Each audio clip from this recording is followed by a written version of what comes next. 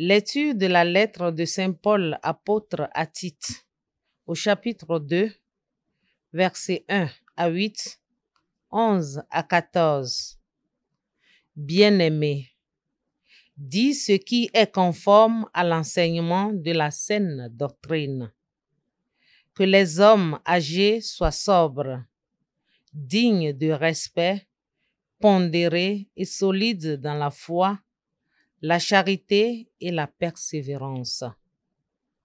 De même que les femmes âgées mènent une vie sainte, ne soient pas médisantes ni esclaves de la boisson, et qu'elles soient de bons conseils pour apprendre aux jeunes femmes à aimer leurs maris et leurs enfants, à être raisonnables et pures, bonnes maîtresses de maison, aimables, soumises à leur mari, afin que la parole de Dieu ne soit pas exposée au blasphème. Les jeunes aussi, exhorte-les à être raisonnables en toutes choses. Toi-même, sois un modèle par ta façon de bien agir, par un enseignement sans défaut et digne de respect, par la solidité inattaquable de ta parole, pour la plus grande confusion de l'adversaire qui ne trouvera aucune critique à faire sur nous. Car la grâce de Dieu s'est manifestée pour le salut de tous les hommes. Elle nous apprend à renoncer à l'impiété et aux convoitises de ce monde et à vivre dans le temps présent de manière raisonnable, avec justice et piété, attendant que se réalise la bienheureuse espérance, la manifestation de la gloire de notre grand Dieu et Sauveur Jésus-Christ.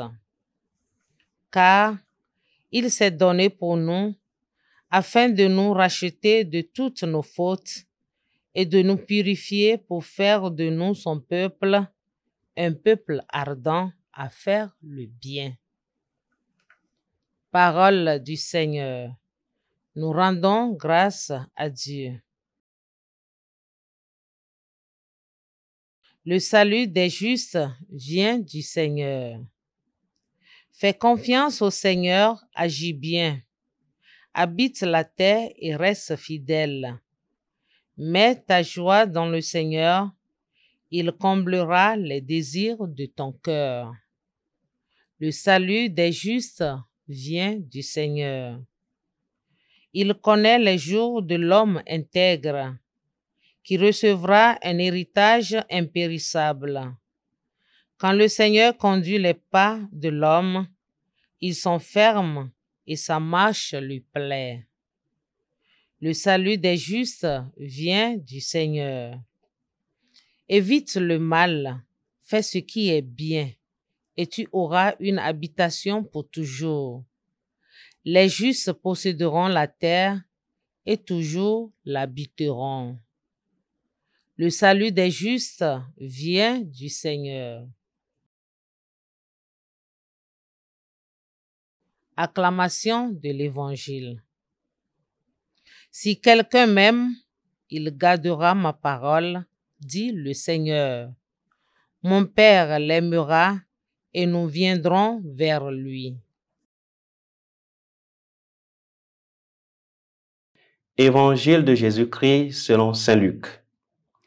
En ce temps-là, Jésus disait, « Lequel d'entre vous, quand son serviteur aura labouré ou gardé les bêtes, lui dira à son retour des champs, « Viens vite prendre place à table. » Ne lui dira-t-il pas plutôt, « Prépare-moi à dîner, mets-toi en tenue pour me servir, le temps que je mange et boive. Ensuite, tu mangeras et boiras à ton tour. » Va-t-il être reconnaissant envers ce serviteur d'avoir exécuté ses ordres? De même, vous aussi, quand vous aurez exécuté tout ce qui vous a été ordonné, dites, Nous sommes de simples serviteurs. Nous n'avons fait que notre devoir. Acclamons la parole de Dieu. Louange à toi, Seigneur Jésus. Bien-aimés de Dieu, nous sommes aujourd'hui le 12 novembre 2024, mardi de la 32e semaine du temps ordinaire. L'Église fait mémoire de Saint Josaphat, évêque et martyr. Dans l'évangile qui nous est proposé pour notre méditation ce jour, le Seigneur Jésus nous enseigne et nous instruit sur une attitude fondamentale pour être un vrai disciple du Christ. Il s'agit donc du thème du service. Dans notre logique humaine, nous avons toujours besoin de reconnaissance. Quand nous avons accompli une mission pour laquelle nous avons été envoyés, nous attendons en retour des félicitations, donc des remerciements, une récompense pour le travail que nous avons réalisé. Le Seigneur nous enseigne que pour devenir disciple, vrai disciple du Christ, pour être au service du royaume, nous devons avoir une attitude de gratuité, se mettre toujours au service des autres. Quand nous avons fini de faire tout ce que nous avons à faire, que nous disions, nous sommes de simples serviteurs, nous n'avons fait que notre devoir. Nous devons avoir comme modèle le Seigneur Jésus-Christ, qui a passé toute sa vie à faire du bien dans ce monde, à se mettre au service des autres. Il n'y a pas de plus grand amour que de donner sa vie pour ceux qu'on aime. Le Seigneur nous invite alors à nous mettre au service de nos frères et sœurs. Que Saint Josaphat, dont nous faisons mémoire en ce jour, nous aide à cultiver cette intériorité, le sens de la gratuité et celui du service pour toujours donc imiter notre Seigneur Jésus-Christ dans le service et dans l'humilité. Au nom du Père et du Fils et du Saint-Esprit. Amen.